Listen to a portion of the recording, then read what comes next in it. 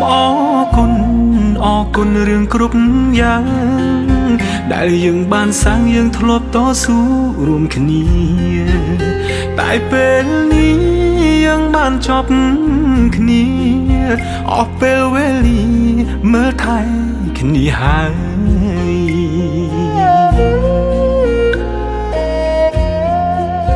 យើងបែកគ្នាហើយគួរយកថ្មីរៀ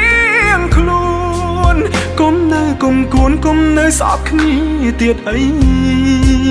បំភ្លេចរឿងចាំងគុំរំលឹកណាថ្លៃធ្វើមិនដេចនិស័យយើងបានត្រឹមនឹង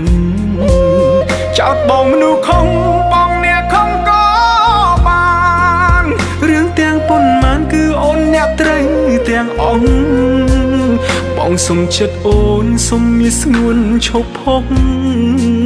Facebook ទៀតចង់ហើយឈប់ត្រាមកទេ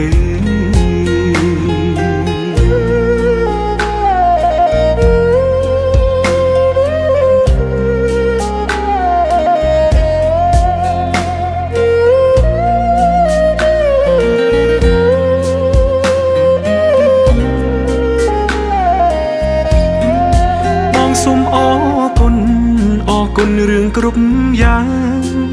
ដែលយើងបានសាងយើងធ្លាប់តស៊ូរួមគ្នាតែពេលនេះយើងបានចប់គ្នាអស់ពេលវេលាមើលថែគ្នាហើយ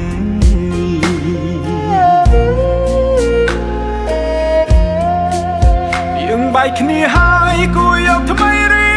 ងខ្លួនគុំនៅគុំនៅស្អប់គ្នាទៀតអីបំភ្លេចរឿងចាំងគុំរំលឹកណាថ្លៃធ្វើមិនដេចនិស័យ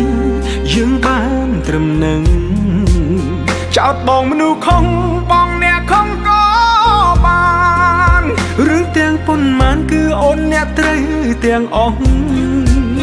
បងសុំចិត្តអូនសុំមានស្ងួនឈប់ផុង Facebook ទៀតចង់ហើយឈប់ត្រាមកទៅ